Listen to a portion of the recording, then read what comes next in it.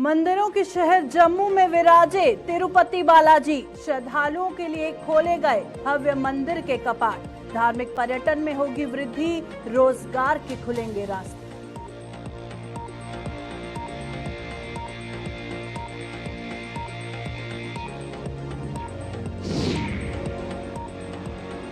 गाड़ी कठुआ में और टोल कटा पंजाब में। दयालाचक निवासी नरेश कुमार पशुपेश में फास्टैग से टोल कटने का आया मैसेज।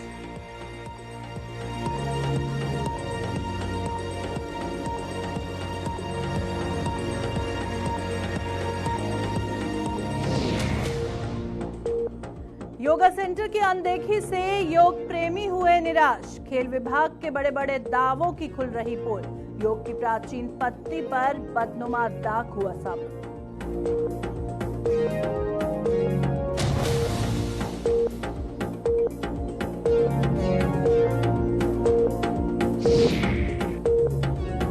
बेमौसमी बारिश ने किसानों को किया मायूस। अखरोट, नाशपाती, खुमानी सहित कई फ्रूट तबाह। किसानों ने प्रशासन से की मुआवजा देने की अपील।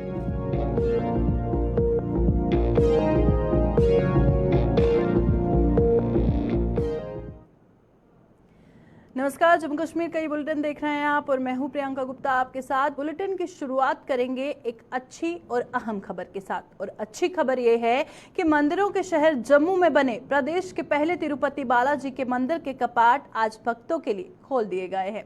केंद्रीय राज्य मंत्री डॉक्टर जितेंद्र सिंह और जम्मू कश्मीर के उपराज्यपाल मनोज सिन्हा ने इस मंदिर का उद्घाटन किया और इसी दौरान केंद्रीय मंत्री श्री कृष्ण रेड्डी, सांसद जुगल किशोर शर्मा और अन्य प्रशासनिक अधिकारी भी वहां पर मौजूद रहे। गृह मंत्री अमित शाह ने वर्चुअल माध्यम से इस कार्यक्रम को संबोधित करना था, लेकिन किसी कारणवश ऐसा नहीं हो पाया। बताया जा रहा है कि अमित शाह जम्मू कश्मीर के अपने प्रस्तावित दौरे के दौरान इस मंदिर का भी दौरा करेंगे और तिरुपति बालाजी का मंदिर सिद्धड़ा के मजीन गांव में 62 एकड़ भूमि पर 32 करोड़ की लागत से तैयार हुआ है। मां वैष्णो देवी के दर्शन करने वाले भक्त अब जम्मू में तिरुपति बालाजी के दर्शन भी कर सकेंगे और इससे धार्मिक पर्यटन में वृद्धि के साथ स्थानीय लोगों को रोजगार भी मिलेगा। चलिए हमारे साथ हमारी संवाददाता रितिका राजपूत ज्वाइन कर चुकी हैं। रितिका, आप सुबह से ही मंदिर में मौजूद हैं, इनॉग्रेशन हो चुका है। अच्छी खबर है कि कपाट खुल चुके हैं, अब दर्शन हो सकेंगे तिरुपति बालाजी की। बहुत मान्यता है इस मंदिर की। अभी तक जो भी जानकारी है हमारे दर्शकों के साथ साझा कीजिएगा। जी, आपको बता देना चाहते हैं कि जम्मू के मजीन गांव सिद्धड़ा में यहाँ पे तिरुपति बालाजी मंदिर के कपाट जो है आज तमाम जनता जनार्दन के लिए खोल दिए गए हैं और इसका जो आज शुभारंभ जो है एलजी मनोज सिन्हा और जितने भी हमारे मेहमान यहाँ पे पहुंचे हुए थे उनकी उपस्थिति में हुआ है। और जैसे ही यहाँ पे एलजी मनोज सिन्हा, डॉक्टर जितेंद्र और जीके यहाँ पे तमाम जितने भी यहाँ पे नेतागण आए हुए थे उनकी उपस्थिति में यहाँ पे एक परिक्रमा लेने का कार्य किया गया। उसके बाद पूजा अर्चना की गई और लोकल्स जितने भी आए हुए थे बैठ के भजन कीर्तन के साथ आज के इस कार्यक्रम को संपन्न किया गया। और आज से आगे जितने भी श्रद्धालु हैं, चाहे वो लोकल हो या फिर नॉन लोकल हो, वो तमाम लोग यहाँ पे दर्शनों के लिए आ सकते हैं। और कुछ एक नियम जरूर बनाए जाएंगे, उनका पालन सबको करना होगा और उसके अलावा यहाँ पे दर्शनों का सौभाग्य तमाम लोगों को प्राप्त होगा। जी, बहुत बहुत शुक्रिया रितिका हमारे साथ ज्वाइन करने के लिए। रितिका राजपूत जिस तरह से जानकारी दे रही थी, ये तस्वीरें इस वक्त आप देख रहे हैं। आज जो इनॉग्रेशन किया गया है तिरुपति बालाजी अब जम्मू में भी है। जो भक्त माता वैष्णो देवी के दर्शन के लिए जम्मू पहुंचते हैं, अमरनाथ यात्रा के लिए कश्मीर पहुंचते हैं, अब जब तिरुपति बालाजी का जो मंदिर है उसके लिए अब दर्शन के लिए देश विदेश से जब लोग यहाँ पर आएंगे तो जाहिर तौर पर यहाँ के लोगों को फायदा होगा। पिलग्रिमेज टूरिज्म जो है वो यहाँ पर बढ़ेगा और जो भी यहाँ पर जम्मू आएंगे, जम्मू में ज्यादा से ज्यादा देर तक रुकेंगे क्योंकि तिरुपति बालाजी के दर्शन करके ही वो वापस लौटेंगे।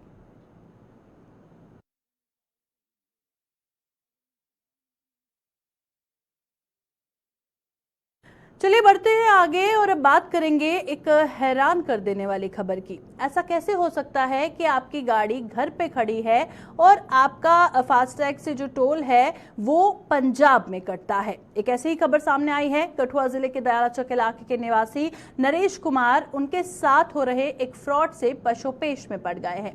नरेश कुमार की कार उनके आवास पर खड़ी है और उनके फास्टैग से टोल कटने का मैसेज उनके मोबाइल फोन पर आया है। ये टोल पंजाब में मुकेरियां के नजदीक मानसर टोल प्लाजा में पर कटा है और इस खबर पर जानकारी देने के लिए थोड़ी देर में हमारी संवाददाता जुड़ेंगी। फिलहाल आपको बता रहे हैं एक गाड़ी जिसका टोल कटा है पंजाब में, पर वो नरेश कुमार का कहना है कि वो उनके घर पर ही खड़ी थी जब टोल का मैसेज उनको आया।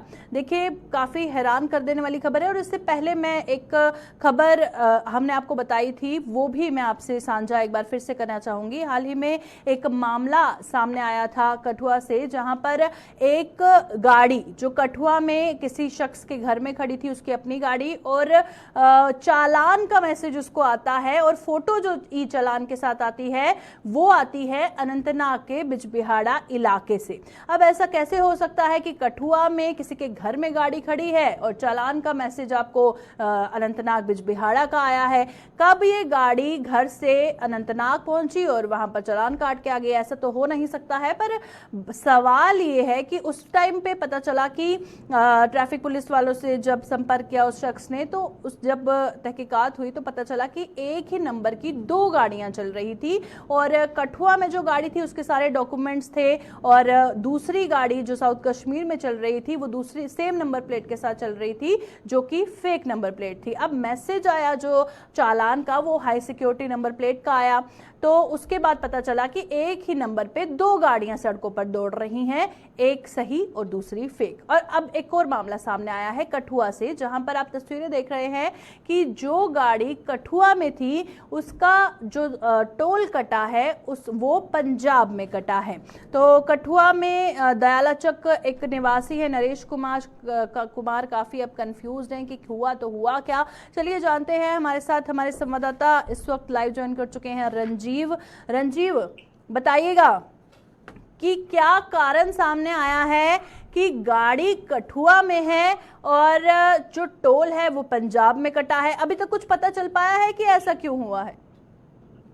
प्रियंका, अभी तक इस बारे में कुछ पता नहीं है, क्योंकि जो गाड़ी के मालिक हैं उन्होंने इस गाड़ी के जो टोल के पैसे कटे हैं उसकी कंप्लेन जो है उनके कस्टमर केयर पर लिखवा दी है और कस्टमर केयर ने उनको बताया है कि वो पूरा वेरीफाई करके चेक करके और टोल जो प्लाजा है उनके साथ जो वित्तीय लेन देन उनके फास्टैग के थ्रू हुआ है उसकी जानकारी लेने के बाद ही आपको पूरी पिक्चर क्लियर हो जाएगी कि गाड़ी अगर इधर खड़ी है पिछले 10 दिन से और टोल जो है पंजाब के मानेसर जो टोल प्लाजा है वहां पर 125 रुपए जो है रात को 7:30 बजे एक मैसेज आता है कि आपने जो टोल क्रॉस किया है उसका एक मैसेज आता है कि 125 रुपए जो है इस मालिक जो नरेश कुमार है दयालाचक का रहने वाला, ये हीरानगर में पड़ता है और इनकी गाड़ी का नंबर है JK08G9765 और ये गाड़ी उनके मुताबिक पिछले 10 दिन से इधर ही खड़ी है, वो गए ही नहीं पंजाब में, तो फिर टोल कैसे कट गया? हैरानगी की बात यह है। और साइबर फ्रॉड जो आजकल डिजिटल पेमेंट्स के हो रहे हैं उसमें काफी बढ़ोतरी हुई है। 3 दिन पहले भी प्रियंका बरवाल मोड़ में भी एक ऐसी ही घटना हुई थी। एक गाड़ी बरवाल मोड़ की थी और उसका ई चालान जो है वो श्रीनगर में कटता है, वो गाड़ी जो है वो भी कठुआ में ही थी। तो उसके बाद उसके मालिक ने कंप्लेन की और ट्रैफिक विभाग को इसके बारे में पूरा जानकारी दी, तो उसके बाद ट्रैफिक विभाग ने उसका ई चालान जो है वो कैंसिल किया 4 दिन बाद। तो इसी तरह का ये एक और मामला आ गया है कि यहाँ पर जो गाड़ी है इसका बिल्कुल जो है वो रंजीव, एक और मामला आया है, पर खैर अभी तो कंप्लेन लिखवाई है कस्टमर केयर में, पर टेक्निकल एरर है या क्या एक ही जिस तरह से नंबर की 2 गाड़ियां हैं, अभी तक तो साफ नहीं हुई है तस्वीर पर। सवाल यहाँ पर ये है कि अगर इसी तरह से कई और गाड़ियों के साथ ऐसा, क्योंकि इस खबर तक आप पहुंच गए या ये खबर आप तक पहुंच गई, ये मामला हाईलाइट हो गया, और ऐसा ही अगर किसी और के साथ भी हुआ होगा और वो मामला हाईलाइट नहीं हुआ होगा और बहुत सारे गाड़ियों के साथ अगर ऐसा होगा तो एक बहुत बड़ा स्कैम ये हो सकता है। हाँ बिल्कुल प्रियंका, अगर ये जो इसके गाड़ी के मालिक है ये थोड़े अवेयर थे, इन्होंने हमें अप्रोच किया और हमने इनको बताया कि कस्टमर केयर पे फोन करो, अगली जगह पे फोन करो, अगर कोई नहीं मानता तो इसकी साइबर क्राइम के ऑफिस में जाकर इसकी एक बकायदा कंप्लेंट रजिस्टर करवाओ। अगर बहुत सारे लोग ऐसे हैं जिनको नहीं पता 150 रुपए जब कटते हैं टोल प्लाजा में तो वो चीजें हाईलाइट नहीं हो पाती। तो जो डिजिटल वित्तीय लेन देन है, जितना फास्टैग बने हैं, जहाँ गूगल पे या और जो जितने भी प्लेटफॉर्म है जो पेमेंट को ट्रांसफर करने में, उन सब में कई बार फ्रॉड की घटनाएं होती रहती हैं।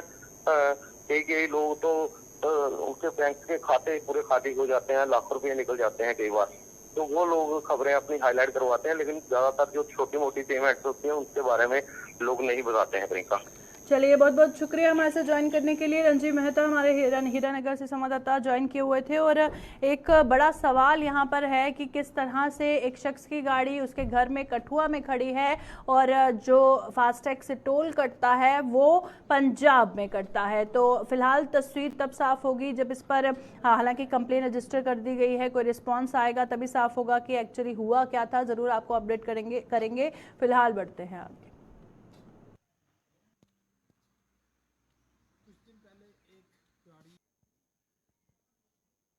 जम्मू के मौलाना आजाद स्टेडियम परिसर में पिछले साल स्थापित किया गया योगा सेंटर सदियों से चली आ रही योग की पत्ती पर बदनुमा दाग साबित हो रहा है। योगा के शौकीनों की उम्मीदों पर खेल विभाग ने पानी फेर कर रख दिया है और विभाग ने बड़े जोरों शोरों के साथ इस योग सेंटर की शुरुआत की थी, लेकिन मौजूदा समय में इसकी बद से बदतर जो हालत हो चुकी है उसने योग प्रेमियों को निराश कर दिया गया है। क्या है इसकी अनदेखी की वजह, उससे आपको रूबरू कराएंगे। फिलहाल आप देखिए तस्वीरें आपको साफ तौर पर देख रहे हैं कि योगा सेंटर की अनदेखी किस तरह से की गई है। और बार बार यही कहा जाता है जब योगा डे होता है या कोई इवेंट होता है उसमें यही कहा जाता है योग करें निरोग रहें। अब जब योगा सेंटर पर ध्यान ही नहीं दिया जाएगा तो कैसे वहाँ के लोग जो है योगा करेंगे और निरोग रहेंगे। चलिए, इस पर ज़्यादा जानकारी के लिए हमारे साथ हमारी संवाददाता शिल्पा शर्मा ज्वाइन कर चुकी हैं। शिल्पा, बताइएगा कितना वक्त हो चुका है अनदेखी करते हुए, फिलहाल क्या कुछ सूरत हाल है ग्राउंड पे? तरीके से 27 दिसंबर आपकी जगह 27 दिसंबर 2014 में जिले राष्ट्र संघ की बैठक में एक प्रस्ताव रखा था और ये प्रस्ताव ये था कि 21 जून को दुनिया भर में योगा दिवस जो है वो मनाया जाएगा। इसको स्वीकार भी किया गया और आज 21 जून को जो है वो दुनिया भर में योगा दिवस जो है वो मनाया जाता है। और वहीं पर अगर जम्मू में एमए स्टेडियम में की बात करें तो वहाँ पर एक योगा सेंटर को बनाया गया।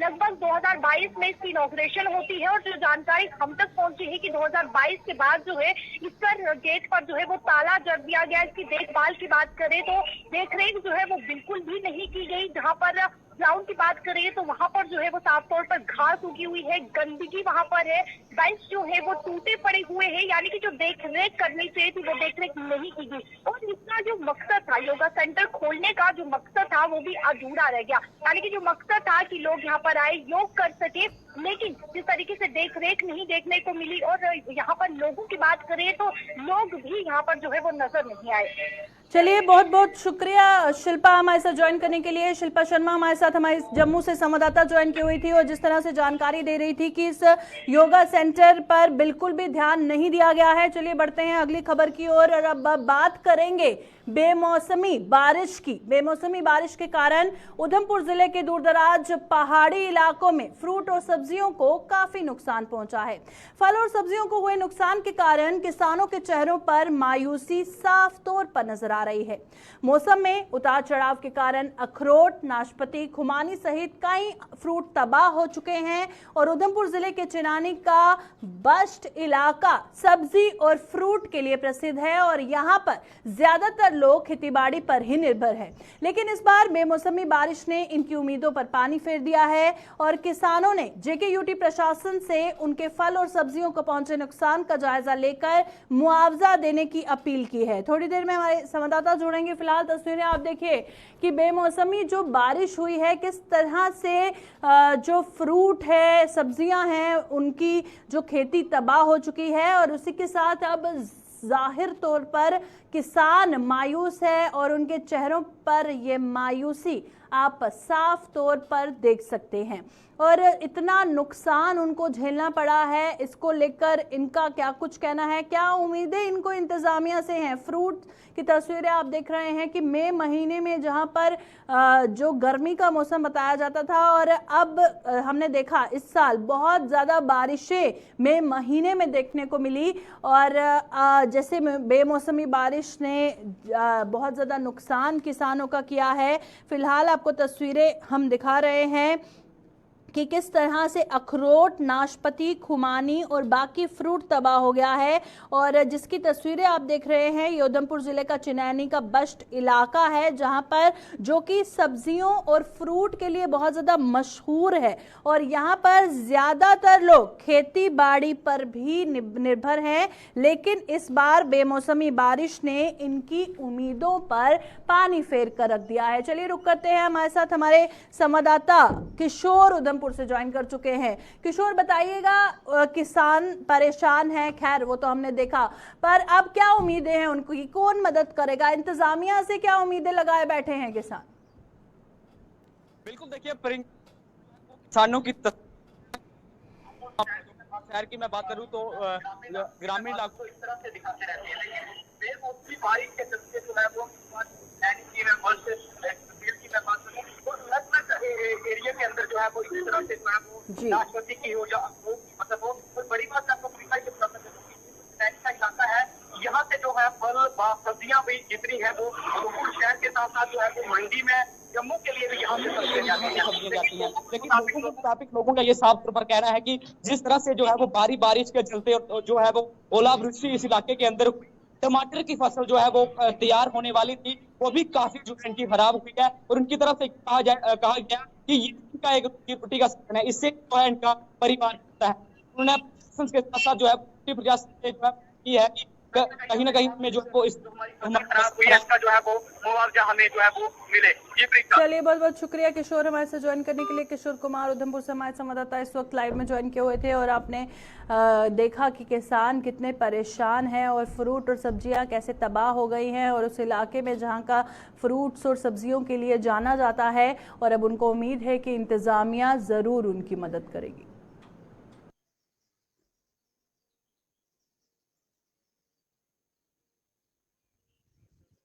स्वास्थ्य के क्षेत्र में जम्मू को जल्द ही एक बड़ी सौगात मिलने जा रही है। जम्मू में नवनिर्मित बोन एंड जॉइंट हॉस्पिटल अगले करीब 1 महीने तक काम करना शुरू कर देगा, और इस अस्पताल में हड्डियों से संबंधित कई किस्म की बीमारियों के इलाज की सुविधा लोगों को दी जाएगी। यहां तक कि हड्डियों के कैंसर का इलाज भी इस अस्पताल में किया जाएगा। 15 दिन से 20 दिन या महीना भी लग सकता है। और सबसे पहले OPD फिजियोथेरेपी यूनिट्स ये वहाँ पे शिफ्ट हो जाएंगे, और उसके बाद इसके अपने साथ थिएटर्स हैं, इलेक्टिव सर्जरीज फेज्ड मैनर में वहाँ होनी शुरू हो जाएंगी, और ये सारी सर्विसेज जो हैं वो जम्मू की जनता को डेडिकेट हो जाएंगी। हमारा बोन एंड जॉइंट हॉस्पिटल काफ़ी उम्मीद करते हैं कि सेवाएं जो हैं, जैसे कि हमारा डिफ़िकल्ट टेरेन है जम्मू रीजन, और आए दिन डिज़ास्टर्स, रोड ट्रैफिक एक्सीडेंट्स अभी पीछे जैसे जज्जर कोटली में हो गया, तो ये डेडिकेटेड फैसिलिटी जो है ये सेवाएं और भी बेहतर कर देगी। ऐसा कोई प्रोसीजर नहीं है संसार में कहीं भी होता हो तो यहाँ नहीं होता, लेकिन इसमें हम सुपर स्पेशलिटी मोड में चले जाएंगे, जैसे आर्थोप्लास्टी, जॉइंट रिप्लेसमेंट हो गया, पीडियाट्रिक ऑर्थोप्लास्टी हो गई, या ऑर्थोपेडिक ऑन्कोलॉजी, कैंसर्स बोन्स के होते हैं। तो हर एक स्पेशलिटी जो है अलग से ग्रो करेगी और सेवाएं दिन प्रतिदिन बेहतर होती जाएंगी।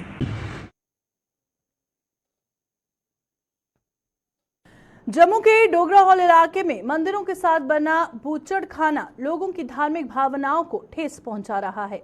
इस बूचड़ खाने को यहां से शिफ्ट करने की मांग पिछले कई सालों से की जा रही है, लेकिन इसके बावजूद जम्मू नगर निगम ने ये कदम उठाने के बावजूद यहां पर ऑटोमेटिक मशीनें स्थापित कर दी हैं। स्थानीय लोगों ने चेतावनी दी है कि यदि 1 हफ्ते के भीतर इसे बंद नहीं किया गया और शिफ्ट ना किया गया तो वो ये बूचड़ खाने के भीतर प्रदर्शन करने को मजबूर हो जाएंगे। 70 साल हमारे बुजुर्गों ने शिवजी महाराज का मंदिर बनाया हुआ है। इसके साथ साथ आपने यहाँ देख ही लिया हुआ है, शनिदेव का मंदिर बना हुआ है, हनुमान का मंदिर बना हुआ है, दुर्गा माता का मंदिर बना हुआ है। इसके साथ ही आप देखिए 12 फुट का डिस्टेंस है। आप देखिए यहाँ सुबह 5 बजे यहाँ लाइन शुरू हो जाती है और बकरे काटने का जहाँ काम शुरू हो जाता। पहले ये मैनुअल काटते थे। जब हमारे बच्चे महिला एक माशा बरादरी के नहीं, जितने भी हमारे अदर बरादरी है, जितनी भी हमारी बरादरियाँ सुबह मिलके जब सुबह यहाँ आते हैं 5 बजे, जब सुबह यहाँ आरती चलती है, यहाँ भजन चलता है, तो इसके साथ ही 5 बजे यहाँ सुबह टाटा मोबाइल वगैरह लगना शुरू हो जाती हैं और 12 टर्न बाई टर्न यहाँ बकरे काटने का काम शुरू हो जाता है। लेकिन आज भारतीय जनता पार्टी की सरकार है। भारतीय जनता पार्टी सरकार वैसे भी मंदिरों का शहर यहाँ मानती है, हमारे जम्मू का मंदिरों का शहर माना जाता है, लेकिन बीजेपी गवर्नमेंट तो वैसे भी पूजा पाठ में ज़्यादा आगे है। 100 मीटर के दायरे के आगे विश्व हिंदू परिषद और बजरंग दल का ऑफिस है। क्या इन लोगों को ये चीजें दिखाई नहीं देती हैं? ये जो जेएमसी के अंडर आता है, मेयर भी जम्मू के हैं, डिप्टी मेयर भी जम्मू के हैं। अगर इन्होंने विद इन वीक इसके बारे में कोई फैसला नहीं लिया तो हमारा जो प्रोटेस्ट है जो होगा वो इस स्लॉटर हाउस के अंदर शुरू होगा। किया हमने इनको। इन्होंने हमारे मार्च महीने में हमारे गुरु जी के जन्मदिन के ऊपर मेयर जी को भी इसीलिए बुलाया और डिप्टी मेयर जी को भी, एक को चीफ गेस्ट बनाया, एक को गेस्ट ऑफ ऑनर बनाया। पर इन लोगों ने यहाँ पे काम बंद करवाने के बजाय इन्होंने इसको ऑटोमेटिक मशीनें फिट कराना शुरू करा दी। थन्ना मंडी से शारदा शरीफ जियारत तक 6.5 किलोमीटर मार्ग पर पर्यटन विभाग द्वारा वर्ष 2010 में स्ट्रीट लाइट्स लगाई गई थी, जो अपनी रोशनी नहीं बिखेर पाई। लोगों का आरोप है कि लाखों रुपए खर्च कर जिस उद्देश्य को लेकर पर्यटन विभाग द्वारा ये लाइट्स लगाई गई थी वो पूरा नहीं हो पाया और जब से ये लाइट्स लगी हैं उन्होंने कभी भी इन्हें रोशनी बिखेरते नहीं देखा। इस मुद्दे को लेकर वो कई बार स्थानीय प्रशासन से गुहार लगाने के साथ साथ मीडिया के माध्यम से भी सरकार तक अपनी आवाज पहुंचा चुके हैं, लेकिन बावजूद इसके भी इसकी मरम्मत अभी तक नहीं हो पाई। शादरा 6.5 किलोमीटर के एरिया में जो है ये लाइट्स लगाई गई थी। गालबन 10 साल का अरसा गुजर गया, लेकिन ये कभी चलते हुए नहीं देखी। और यहाँ के लोग भी ये कहते हैं, हम भी ये कहते हैं कि जनाब आखिर इसके पीछे मामला क्या है, इस पूरे मामले को सामने लाया जाए। अगर ये स्ट्रीट लाइट्स आपकी नहीं चल रही थी तो इतना खर्चा करके अवाम का पैसा यहाँ पर लगाया है, आपने क्यों लगाया है? कई जगहों पर ऐसा भी आप देखें कि अपने आप विजुअल्स में आप इसको कैप्चर करें कि कई जगह पर ऐसे हैं कि लाइट्स ऊपर है ही नहीं, सिर्फ अब पोल रह गए हैं, कहीं पे तार नहीं है, कहीं पे लाइट्स हैं। और जुल्म तो ये है कि यहाँ की आवाम हमेशा से इस मामले को लेकर चीखों पुकार कर रही है, लेकिन सुनने वाला कोई नहीं। आखिर वजह क्या है? इसके पीछे वजह तो हमें बताएं। कम से कम हमारा ये बुनियादी हक था। ये लाइट हम लोगों के पैसे से लगाई गई थी। यहाँ के जो मुसाफिर थे, यहाँ जो रात के अमल में जो शराइन पे आते थे लोग, उनको कितनी परेशानी। आखिर इसकी तरफ तवज्जो क्यों नहीं है? हम ये गुजारिश करते हैं सरकार से, हम गुजारिश करते हैं जिला तरक्याती कमिश्नर से कि टूरिज्म महकमा को ये नोटिस जारी किया जाए, वजह पूछी जाए कि आखिर ना ही इसकी रिपेयरमेंट हुई, ना ही इसकी, ये चली ही नहीं तो रिपेयर कहाँ से होंगी? सबसे बड़ा सवाल तो ये है। तो हम गुजारिश कर सकते हैं और उम्मीद रखते हैं कि आज के इस डिजिटल दौर में भी हमारी बात को कोई सुनेगा। जम्मू के ब्लॉक मड़ की पंचायत हल्का का पंचायत घर अपनी हालत पर आंसू बहा रहा है और पंचायत घर के आसपास उगी जंगली घास इस पंचायत के विकास की कहानी बयां कर रही है। पंचायत घर की खस्ता हालत को देखकर यह अंदाजा लगाया जा सकता है कि इस पंचायत में विकास कितनी गति पकड़ पाया है। जिस पंचायत घर में जनप्रतिनिधि पंचायत के विकास को गति देने की मंसूबे बनाते हैं, अगर उसी पंचायत के घर की हालत इस कदर खस्ता है तो फिर इस पंचायत और यहाँ के लोगों का कितना विकास हुआ होगा, इसका अंदाजा आप लगा सकते हैं। वहीं इस पंचायत के कुछ पंचों ने सरपंच को पंचायत घर की खस्ता हालत का जिम्मेदार ठहराया है। हल्के से सर यहाँ पे हालत ही कुछ ऐसी, अब आप बताएं कि हम क्या करें। यहाँ पे कोई आता है तो क्या देखेगा? यहाँ पे अंदर देखो तो तमूड़ियों के छत्ते लगे हुए हैं और बाहर देखो तो इतनी जड़ी चढ़ी हुई है। अब बच्चे भी कहते हैं, खेलने वाले कहते हैं कि ये साफ कराओ, कौन करवाएगा? आप बताओ। मुझे लगता है कि एक लेडीज अकेली अंदर जा नहीं सकती। नो सर, बिल्कुल नहीं जा सकती। सर जाड़ियाँ इतनी है, क्या करेंगे लेडीज यहाँ आकर? सर आने में भी डर लगता है। बिल्कुल सर, ये सरपंच का काम है करवाने का। सर अगर हमें आर्डर दें तो हम करवा दें सर, अगर वो नहीं कर सकते तो हमें बोले कि हम करवाएं, हम करवा देंगे। लगता है कि पहले अपने घर की साफ सफाई कराएं, फिर तभी तो लोगों के काम कराएंगे। बिल्कुल सर, हम खुद अपने कपड़े साफ रखेंगे तो किसी के साफ कर पाएंगे। अगर हम खुद गंदे रखेंगे हम किसी का कुछ नहीं कर सकते। सर ये देखो हाँ कि इधर पांग चढ़ी सब कुछ, मतलब कंडीशन कितनी बुरी है। क्या पंचायतकार ऐसे होने चाहिए अंदर? नहीं सर, अच्छे होने चाहिए, अच्छे होने चाहिए, साफ सफाई होनी चाहिए।